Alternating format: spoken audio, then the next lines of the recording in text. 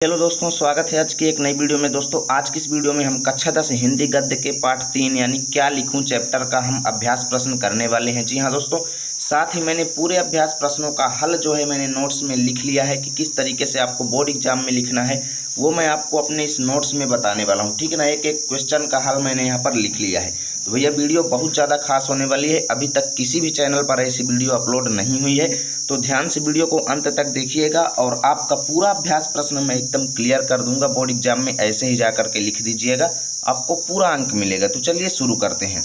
तो यहाँ पर देखो क्या दिया गया है, निम्नलिखित गद्यांशों के नीचे दिए गए प्रश्नों के उत्तर दीजिए। ठीक है ना, तो यहाँ पर हम इसके नीचे जो ये गद्यांश दिए गए हैं उनके नीचे कुछ प्रश्न दिए गए हैं। 3 प्रश्न आपको बोर्ड एग्जाम में भी दिए जाएंगे। ठीक है ना, यहाँ पर भी किसी में 3 किसी में 3 का जो है 2-2 भाग कर दिया है। तो ऐसे ही आपको बोर्ड एग्जाम में प्रश्न जो है मिलेंगे। ठीक है ना, तो यहाँ पर देखो क्या दिया गया है पहले गद्यांश में, ये यहाँ से यहाँ तक गद्यांश है पूरा। ठीक है ना, और इसके नीचे प्रश्न क्या दिया गया है, उपर्युक्त गद्यांश का संदर्भ लिखिए, गद्यांश के रेखांकित अंश की व्याख्या कीजिए, उपर्युक्त गद्यांश में मनोभावों को क्या बताया गया। तो पहले इसको पढ़ते हैं। ठीक है ना, क्या कहते हैं पद्मलाल पुन्नालाल बख्शी जी, मुझे आज लिखना ही पड़ेगा। अंग्रेजी के प्रसिद्ध निबंध लेखक एजी गार्डिनर का कथन है कि लिखने की एक विशेष मानसिक स्थिति होती है। उस समय मन में कुछ ऐसी उमंग सी उठती है, हृदय में कुछ ऐसी स्फूर्ति सी आती है, मस्तिष्क में कुछ ऐसा आवेग सा उत्पन्न होता है कि लेख लिखना ही पड़ता है। उस समय विषय की चिंता नहीं रहती, कोई भी विषय हो उसमें हम अपने हृदय के आवेग को भर ही देते हैं। हैट टांगने के लिए कोई भी खूंटी काम दे सकती है, उसी तरह अपने मनोभावों को व्यक्त करने के लिए कोई भी विषय उपयुक्त है। असली वस्तु है हैट, खूंटी नहीं। ठीक है ना, इसी तरह मन के भाव ही तो यथार्थ वस्तु है, विषय नहीं। अब यहाँ पर देखो इसकी पूरे गद्यांशों की व्याख्या जो है मैंने अलग से एक वीडियो में पहले ही करवा दिया है। ठीक है ना, आज मैं इसके अभ्यास प्रश्न कराने वाला हूँ। उस वीडियो का लिंक डिस्क्रिप्शन में है, जा करके देख लेना। तो अगर ये बोर्ड एग्जाम में ये गद्यांश आपके आ जाता है तो सबसे पहले कैसे लिखेंगे, चलो मैं आपको बताता हूँ इसके एक एक क्वेश्चंस को, फिर इसका आंसर बताता हूँ। ठीक है ना, तो पहले यहाँ पर पहला प्रश्न क्या है, उपर्युक्त गद्यांश का संदर्भ लिखिए। तो पहली बात तो अगर ये बोर्ड एग्जाम में ये प्रश्न ये गद्यांश आता है तो सबसे पहले शुरू के 2 शब्द, जैसे यहाँ पर अगर देखें तो मुझे आज से है ना, तो यहाँ पर हम सबसे पहले क्या लिख देंगे, मुझे आज। ठीक है ना, उसके बाद अंतिम के 2 शब्द जैसे विषय नहीं, तो विषय नहीं लिख देंगे, बीच में डैश डैश कर देंगे। ठीक है ना, उसके बाद इसके नीचे हम नंबर डाल करके क्रमशः सभी प्रश्नों का हल करेंगे। जैसे यहाँ पर क्या दिया गया है, उपर्युक्त गद्यांश का संदर्भ लिखो, तो इसका संदर्भ हम कैसे लिखेंगे, इसी तरीके से बोर्ड एग्जाम में लिखना है जैसे मैं बता रहा हूँ। देखो, प्रस्तुत गद्यांश हमारी पाठ्य पुस्तक हिंदी के गद्य खंड में संकलित क्या लिखूं पाठ से अवतरित है, जिसके लेखक पद्मलाल पुन्नालाल बख्शी जी हैं। अब संदर्भ देखो सभी का सेम रहेगा, इसलिए मैं बार बार नहीं बताऊंगा, ध्यान से देख लीजिए। आपको इसके सभी गद्यांशों में सेम संदर्भ लिखना है। ठीक है ना, संदर्भ सबका अलग अलग नहीं होगा, संदर्भ सबका सेम होगा। तो ऐसे ही लिखना है, आप लोग ध्यान से इसको देख लो। उसके बाद अगला प्रश्न क्या दिया गया है, गद्यांश के रेखांकित अंश की व्याख्या, यानी गद्यांश में जहाँ से जहाँ तक रेखा खींची गई है नीचे, जैसे यहाँ से यहाँ तक इसमें रेखा खींची गई है, तो इसकी व्याख्या हमें लिखनी है। पहली बात तो पूरे गद्यांश की व्याख्या मैंने पूरे पाठ की व्याख्या आपको ऑलरेडी पढ़ा रखी है, लिंक डिस्क्रिप्शन में जा करके देख लेना। ठीक है ना, तो यहाँ पर देखो, अब यहाँ पर हमें इतने से इतने की व्याख्या लिखना है, हमें पूरे गद्यांश की व्याख्या नहीं लिखना है, जितने में रेखा खींची गई है केवल उतने की लिखना है। तो कैसे लिखेंगे, जैसे यहाँ पर देखो, लिखने की एक विशेष मानसिक स्थिति होती है, ये पूरा यहाँ से यहाँ तक, तो इसकी व्याख्या हम कैसे लिखेंगे, यहाँ पर आप लोग देख सकते हो रेखांकित अंश की व्याख्या, कि निबंध लिखने की एक विशेष स्थिति होती है। जैसे यहाँ पर बोला कि मानसिक स्थिति होती है, तो ऐसी विशेष स्थिति होती है। उस समय मन में कुछ ऐसी उमंग सी उठती है, हृदय में कुछ ऐसी स्फूर्ति सी आती है, कि मस्तिष्क में कुछ ऐसा आवेग सा उत्पन्न होता है कि लेख लिखना ही पड़ता है। तो इसको यहाँ पर आगे हम कैसे बना करके लिखेंगे कि निबंध लिखने की एक विशेष स्थिति होती है, उस समय हमारे मन में अनेकों विचार उत्पन्न होते हैं तथा हमारे हृदय में नया जोश होता है। ठीक है ना, उस समय हमने अपने निबंध के शीर्षक की चिंता नहीं रहती, मानसिक उत्साह के कारण किसी भी विषय पर हम अपने हृदय के विचार व्यक्त कर देते हैं। तो जितना भी रेखांकित अंश है उसके पूरे की व्याख्या इतनी यहाँ पर मैंने लिखा है, आप लोग देख सकते हो। ठीक है ना, तो यानी कि ये जो पूरा रेखांकित अंश यहाँ से यहाँ तक है, इसकी पूरी व्याख्या मैंने आपको वहाँ पर लिख करके दिखा दिया है, आप लोग देख सकते हो। ठीक है ना, तो लिखने की एक विशेष मानसिक स्थिति होती है, उस समय हमारे मन में कुछ ऐसी उमंग सी उठती है। ये सब चीज़ें मैंने वहाँ पर आपको किस तरीके से बोर्ड एग्जाम में लिखना है यहाँ पर मैंने आपको दिखा दिया, आप लोग इसका स्क्रीनशॉट ले लो, खासकर इसका। ठीक है ना, ताकि आपको कोई दिक्कत ना हो। तो अगला प्रश्न क्या है, देखो, उपर्युक्त गद्यांश में मनोभावों को क्या बताया गया है। तो मनोभावों को यहाँ पर क्या बताया गया है, तो इसका आंसर कैसे लिखेंगे चलो देखते हैं। तो यहाँ पर देखो सबसे पहले हम डाल देंगे तीसरे का ए नंबर प्रश्न, ठीक है ना। तो उपयुक्त गद्यांश में मनोभावों को यथार्थ वस्तु बताया गया है, ठीक है ना। तो क्या बताया गया है, यथार्थ वस्तु बताया गया है। आप लोग यहाँ पर देख सकते हो, मनोभाव, मन के भाव ही यथार्थ वस्तु हैं, ठीक है ना। उसके बाद देखो लिखने की विशेष मानसिक स्थिति कैसी होती है, तो इसका आंसर हम कैसे लिखेंगे। तो सबसे पहले यहाँ पर हम डाल देंगे, ये तीसरे के बी नंबर प्रश्न का आंसर लिख रहे हैं। इसी तरीके से एग्जाम में सेम टू लिखना है, ठीक है ना, कि लिखने की विशेष मानसिक स्थिति इस प्रकार होती है कि हमें कोई भी चिंता नहीं रहती, हमारे हृदय में अनेक विचार उत्पन्न होते हैं, साथ ही नया उत्साह उत्पन्न होता है, ठीक है ना। बस इतना आपको लिखना है, यानी कि जो है इस प्रकार की विशेष स्थिति होती है कि हृदय में हमारे अनेकों विचार उत्पन्न होते हैं और नया उत्साह होता है, ठीक है ना। तो इस तरीके से आपको बोर्ड एग्जाम में इस गद्यांश का आंसर करना है, जिस तरीके से मैंने पूरा आपको दिखा दिया। अगर आप चाहें तो एक अलग अलग करके इसका पूरा स्क्रीनशॉट ले सकते हो, नहीं तो इसकी PDF हम आपको टेलीग्राम चैनल पर अपने दे देंगे, ठीक है ना। अपने टेलीग्राम चैनल पर इसकी पूरी PDF हम आपको देंगे। टेलीग्राम चैनल का नाम है लर्न विथ आरपी, जा करके आप लोग ज्वाइन कर लीजिएगा। चलो देखते हैं अगला गद्यांश। यहाँ पर क्या दिया गया है, ऐसे निबंधों की सबसे बड़ी विशेषता यह है कि वे मन की स्वच्छंद रचनाएं हैं, यानी कि हमारे ये जो निबंध होते हैं हमारे मन की स्वतंत्र रचनाएं हैं, ठीक है ना। उनमें न कविता की उदात्त कल्पना रहती, उनमें कविता की कोई श्रेष्ठ महत्व तो नहीं रहता, ठीक है ना। आख्यायिका लेखक की सूक्ष्म दृष्टि, न लेखक और लेखिका की एकदम न्यूनतम दृष्टि होती है, और न विज्ञों की गंभीर तर्कपूर्ण विवेचना, और ना ही विद्वानों का उसमें ज़्यादातर तर्क होता है, ठीक है ना। निबंध कैसे क्या होता है, उनमें लेखक की सच्ची अनुभूति रहती है, यानी जो निबंध होता है उसमें लेखक द्वारा किया गया सच्चा अनुभव रहता है। लेखक ने जो अनुभव किया है अपनी लाइफ में वो निबंध में व्यक्त करता है, ठीक है ना। उनमें उसके सच्चे भावों की सच्ची अभिव्यक्ति होती है, उनमें उसका उल्लास रहता है। यहाँ पर देखो तो 2 रेखांकित अंश हैं, एक यहाँ से यहाँ तक और दूसरा यहाँ से शुरू होकर यहाँ तक, ठीक है ना। ये निबंध तो उस मानसिक स्थिति में लिखे जाते हैं, यानी जब निबंध लिखे जाते हैं तो हमारे मन की स्थिति क्या होती है कि जिसमें न ज्ञान की गरिमा रहती है और न कल्पना की महिमा, यानी कि निबंध के अंदर ना तो ज्ञान का कोई ज़्यादा महत्व रहता है और ना हमारे द्वारा की गई कल्पना का महत्व होता है, जिसमें हम संसार को अपनी ही दृष्टि से देखते हैं। यानी निबंध में हम संसार को अपनी दृष्टि से देखते हैं, अपनी दृष्टि यानी अपने हिसाब से देखते हैं और अपने भाव से यानी अपने अनुसार उसको व्यक्त करते हैं। तब इसी पद्धति का अनुसरण कर मैं भी क्यों ना निबंध लिखूं, पर मुझे तो 2 निबंध लिखने होंगे, ठीक है ना। उपर्युक्त गद्यांश का संदर्भ तो सेम रहेगा, जैसे अब इसका आंसर आपको बोर्ड एग्जाम में कैसे लिखना है, तो भैया पहले वाले में जो संदर्भ बताया था यहाँ से यहाँ तक सेम आपको इसी में भी वही लिख देना है, इसलिए मैंने यहाँ पर संदर्भ में पूर्ववत लिख दिया है। तो सबसे पहले शुरू के 2 शब्द जैसे ऐसे निबंधों की, ठीक है ना, उसके बाद अंतिम के 2 शब्द लिखने होंगे, लिख करके डैश डैश इसी तरीके से कर देना है। उसके बाद पहला प्रश्न का आंसर डाल के संदर्भ में आपको सेम पहले वाला लिख देना है। उसके बाद इसका दूसरा प्रश्न क्या दिया गया है, गद्यांश के रेखांकित अंश की व्याख्या करो। तो देख सकते हो यहाँ पर एक रेखांकित अंश यहाँ से यहाँ तक है, दूसरा यहाँ से यहाँ तक है, तो इसमें हम 2 हेडिंग डालेंगे। कैसे, चलो देखते हैं इसको कैसे लिखेंगे। तो यहाँ पर लिखेंगे रेखांकित अंश की व्याख्या। सबसे पहले प्रथम रेखांकित अंश, आप लोग किताब लेकर पढ़िएगा तब आपको अच्छे तरीके से समझ में आएगा, ठीक है ना। तो यहाँ पर हमने लिख दिया प्रथम रेखांकित अंश की व्याख्या। कैसे अब आगे लिखेंगे, देखो निबंध मन की स्वतंत्र भावनाएं होती हैं, उनमें न तो काव्य की कल्पना रहती है, न लेखक लेखिका की गहरी दृष्टि और न विद्वानों की तर्कयुक्त समझ होती है। उनमें लेखक द्वारा अनुभव को व्यक्त किया जाता है, ठीक है ना। जैसे यहाँ पर देखें तो यहाँ से यहाँ तक की पूरी व्याख्या मैंने प्रथम रेखांकित अंश में लिख दिया। उसके बाद द्वितीय रेखांकित अंश में यहाँ से यहाँ तक की व्याख्या। ये निबंध तो उस मानसिक स्थिति में लिखे जाते हैं जिसमें न ज्ञान की गरिमा रहती है न कल्पना की महिमा। तो इन सब का कैसे लिखेंगे, तो यहाँ पर हम द्वितीय हेडिंग डाल देंगे, ठीक है ना, और लिख देंगे लेखक के अनुसार निबंध लिखते समय हमारे मानसिक ज्ञान मायने नहीं रखता है और ना ही हमारी कल्पनाएं मायने रखती हैं। निबंध लिखते समय हम दुनिया को अपने तरीके से देखते हैं और अपने भाव से व्यक्त करते हैं, ठीक है ना। जो यहाँ पर लिखा गया है कि भैया जिसमें हम संसार को अपनी ही दृष्टि से देखते हैं और अपने ही भाव से व्यक्त करते हैं, तो उसको यहाँ पर हमने लिख दिया है। आप लोग देख सकते हो, स्क्रीनशॉट ले सकते हो, ठीक है ना। चलो देखते हैं अगला प्रश्न क्या है। उपर्युक्त गद्यांश में किस प्रकार के निबंध में सच्चे भावों की सच्ची अभिव्यक्ति होती है, किस प्रकार के निबंधों में। तो यहाँ पर देखो आंसर इसका कैसे लिखेंगे, लिख देंगे गद्यांश में उन निबंधों की चर्चा की गई है जिन्हें लेखक अपनी समझ के आधार पर लिखते हैं। यानी जो निबंध समझ के आधार पर लिखे जाते हैं भैया उन्हीं निबंधों में सच्चे भावों की अभिव्यक्ति होती है, ठीक है ना। सच्चे यानी जो हम अपने हिसाब से लिखते हैं। अगला क्या है, देखो निबंध की किन विशेषताओं का उल्लेख हुआ है। तो यहाँ पर निबंध की कई विशेषताएं हैं। जैसे यहाँ पर देखो तो निबंध मन की स्वच्छंद रचनाएं हैं, निबंध में लेखक का अनुभव व्यक्त होता है, निबंध में लेखक संसार को अपनी दृष्टि से देखता है। ठीक है ना, ये आपको गद्यांश में भी आंसर मिल जाएगा। यहाँ से देख सकते हो, निबंध मन की स्वच्छंद रचनाएं हैं, निबंध में कविता की कोई कल्पना नहीं रहती। ठीक है ना, लेखक का सच्चा अनुभव होता है इसमें। ठीक है ना, इसमें हम अपने भाव से इसको देखते हैं और अपने भाव से इसको व्यक्त करते हैं। तो ये निबंध की कुछ खास विशेषताएं हैं जो इस गद्यांश में बताई गई हैं। चलो देखते हैं अगला गद्यांश।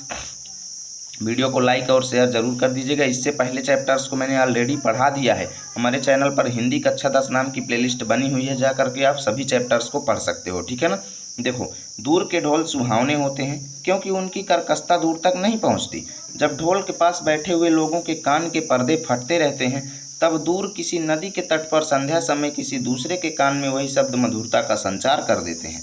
ढोल के उन्हीं शब्दों को सुनकर वह अपने हृदय में किसी के विवाहोत्सव का चित्र अंकित कर लेता है।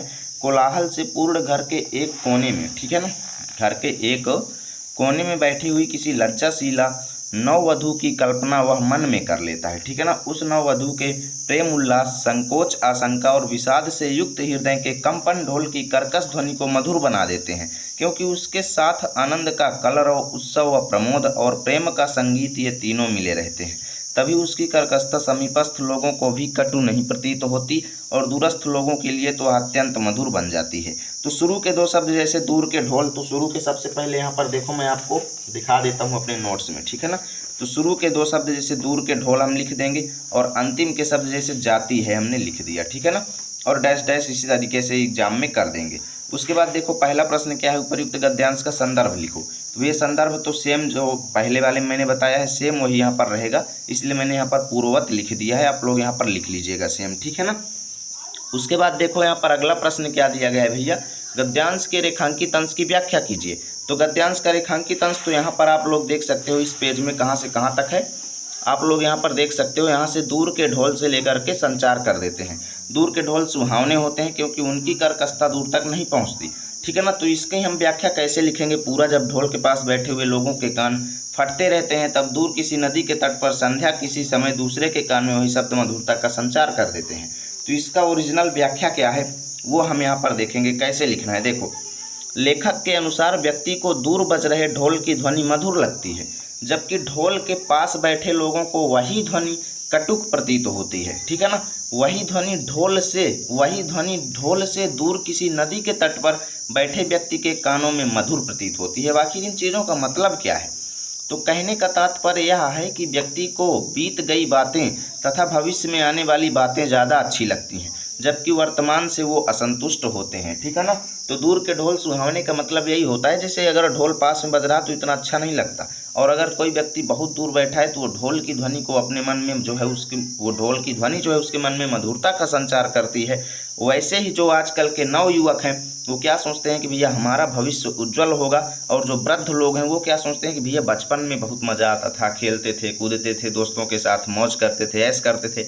तो आप लोग देखें कि जो बूढ़े व्यक्ति हैं वो अपने बीते हुए समय को याद कर रहे हैं, और जो नव युवक हैं वो आगे आने वाले समय को याद कर रहे हैं, जबकि वर्तमान को कोई याद नहीं कर रहा है। तो ऐसे ही दूर के ढोल सुहावने होने का यही मतलब है कि भैया दूर की बातें सबको अच्छी लगती हैं, पास का कोई जो है आज वर्तमान में जो चल रहा है उसका आनंद कोई नहीं ले रहा है। कोई बीती हुई बात को याद कर रहा है तो कोई आगे आने वाली बातों को सोच रहा है। ठीक है ना, तो वो चीज़ मतलब है। तो आगे देखो यहाँ पर क्या क्वेश्चन है, मैं आपको देखिए यहाँ पर बता रहा हूँ, ध्यान से देखना। अगला प्रश्न यहाँ पर है, ढोल की कर्कशता समीपस्थ लोगों को कब कटु नहीं प्रतीत होती है। तो भैया जब ढोल बजेगा किसी शुभ अवसर पर तो कटु नहीं प्रतीत होगा। ढोल जब अगर वैसे ही बजाया जाए फालतू में, ना कोई काम ना धाम, तो भैया सबको बुरा लगता है। तो यहाँ पर देखो क्या लिखेंगे, ढोल की कर्कशता समीपस्थ लोगों को तब कटु प्रतीत नहीं होती जब ढोल किसी शुभ अवसर जैसे शादी इत्यादि में बज रहा हो, क्योंकि उस उत्सव में नववधू के प्रेम, उल्लास, संकोच और आशंका से युक्त हृदय के कंपन ढोल की कठोर ध्वनि को मधुर बना देते हैं। ठीक है ना, आप लोग पैसेज में भी ढूंढ सकते हो कि उस नववधू के प्रेम, उल्लास, संकोच, आशंका और विषाद से युक्त हृदय के कंपन ढोल की कर्कश ध्वनि को मधुर बना देते हैं। ठीक है ना, इसी वजह से जो है वहाँ पर उसकी कर्कशता जो है वो बुरी नहीं लगती है लोगों को। किसी मधुर उत्सव पर ढोल बजने का यही अच्छा फायदा होता है। ठीक है ना, चलो देखते हैं भैया अगले गद्यांश को।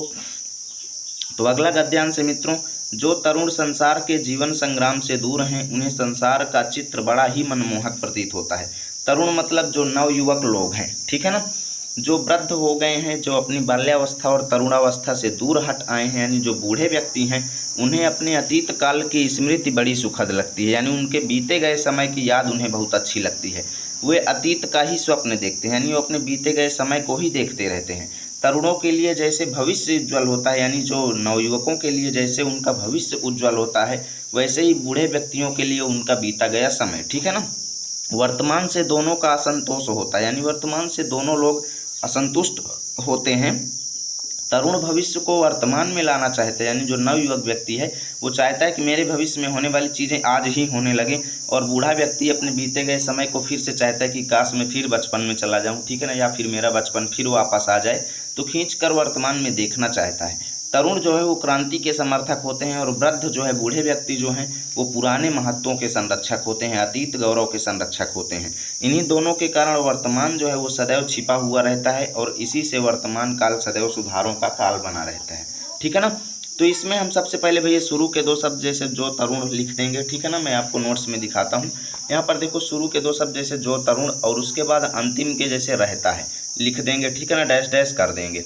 उसके बाद क्या है, उपयुक्त गद्यांश का संदर्भ लिखो। तो संदर्भ भैया पूर्वत रहेगा, जो पहले मैंने बताया है सेम वही आपको यहाँ पर लिख देना है। आगे क्या है, गद्यांश के रेखांकित अंश की व्याख्या। तो गद्यांश के रेखांकित अंश की व्याख्या में हम हेडिंग डाल देंगे रेखांकित अंश की व्याख्या।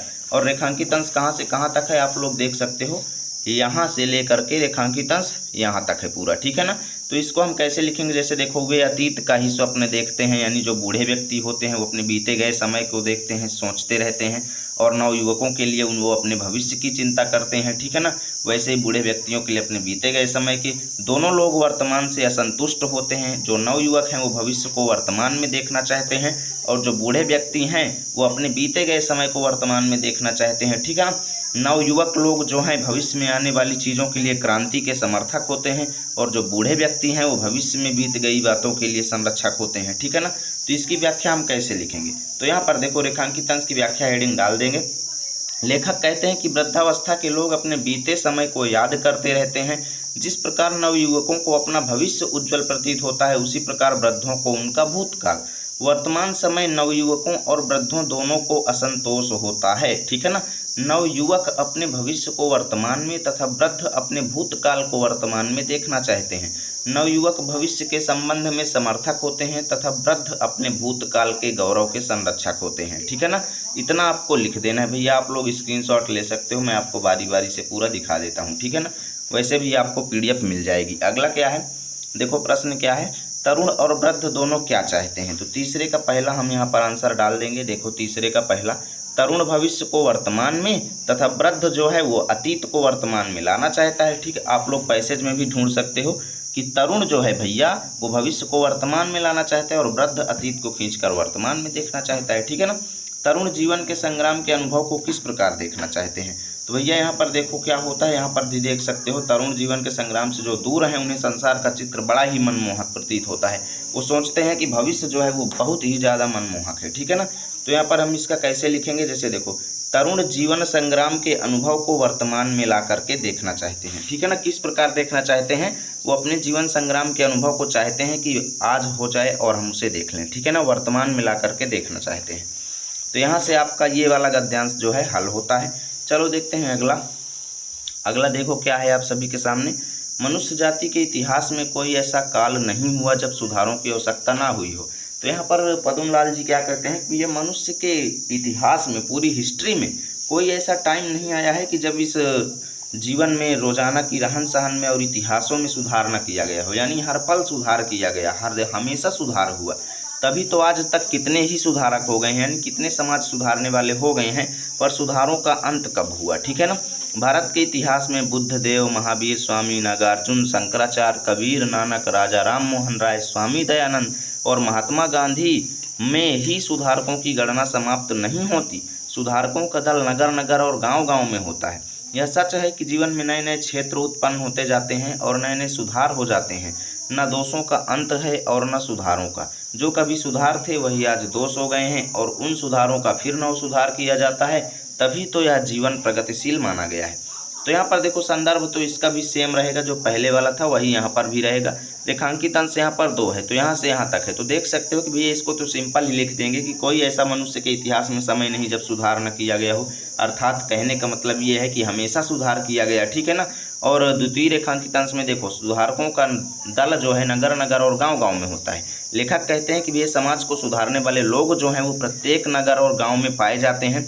और ये सही बात है, ये रियल है, ये वास्तविक बात है कि जीवन में नए नए क्षेत्र जैसे जैसे उत्पन्न होते जाते हैं वैसे वैसे नए सुधार भी हो रहे हैं हमारे जीवन में, ठीक है ना। ना तो दोषों का अंत हुआ है, ना हमारे जीवन की गलतियों का दोषों का अंत हुआ है, और ना हमारे जीवन में सुधारों का अंत हुआ है, ठीक है ना। जो कभी सुधार किए गए थे आगे आने वाले भविष्य के लिए वही दोष हो गए हैं, और फिर उन्हें सुधार किया जा रहा है और बार बार इसी तरीके से नव सुधार किया जा रहा है। इसीलिए जीवन जो है प्रगतिशील माना गया है। तो इस तरीके से व्याख्या लिखेंगे, ज़्यादा टेंशन नहीं लेना है।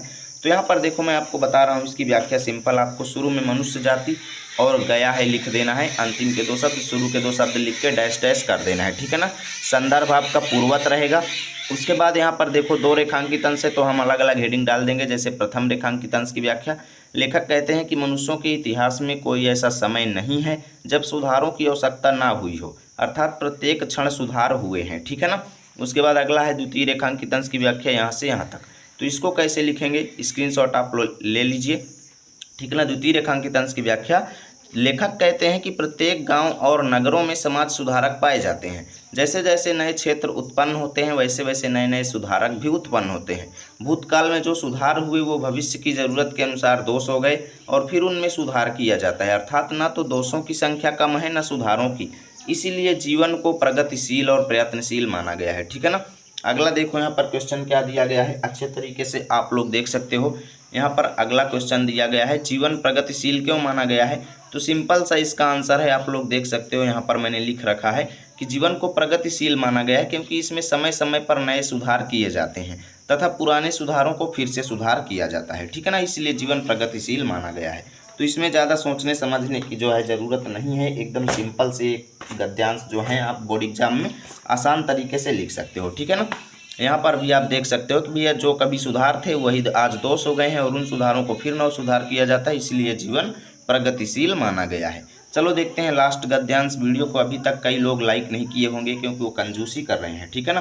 पीडीएफ भी आपको मुफ्त में दे रहे हैं टेलीग्राम चैनल पर, अब इतने पर भी वीडियो को लाइक नहीं करते तो भैया फिर आप बेईमानी कर रहे हैं। अगला देखो, हिंदी में प्रगतिशील साहित्य का निर्माण हो रहा है। उसके निर्माता यह समझ रहे हैं कि उनके साहित्य में भविष्य का गौरव नहीं थे, पर कुछ ही समय के बाद उनका यह साहित्य भी अतीत का स्मारक हो जाएगा और आज जो तरुण है वही वृद्ध होकर अतीत के गौरव का स्वप्न देखेंगे। उनके स्थान में तरुणों का फिर दूसरा दल आ जाएगा जो भविष्य का स्वप्न देखेगा। दोनों के ही स्वप्न सुखद हैं क्योंकि दूर के ढोल सुहावने होते हैं। यहाँ पर लेखक ये कहना चाहते हैं कि भैया हिंदी में जो है साहित्य जो है वो निरंतर प्रयत्नशील हो रहा है, यानी हिंदी साहित्य में भी रोजाना नए नए अपडेट हो रहे हैं, नए नए सुधार किए जा रहे हैं, ठीक है ना। हिंदी साहित्य के जो निर्माता हैं, जो बनाने वाले हैं, वो क्या समझ रहे हैं कि भैया जो हमारा साहित्य है उसमें भविष्य का महत्व जो है सम्मिलित है, पर कुछ ही समय बाद होगा क्या कि उनका ये जो लिखा गया साहित्य जो है ये भी भूतकाल में चला जाएगा, यानी ये भी अतीत हो जाएगा। जैसे ही टाइम बीता भैया भूतकाल में गया तो ये भी अतीत हो गया, और जो आजकल के नए नवयुवक हैं वो बूढ़े होकर के क्या करेंगे, वो भी अपने अतीत का स्वप्न देखेंगे। जैसे आजकल के जो जवान युवक हैं जब कई समय बाद वो बूढ़े हो जाएंगे तो वो भी सोचेंगे कि यार हमारा बचपन कितना अच्छा था, हम लोग कितना अच्छे खेलते थे कूदते थे, ठीक है ना।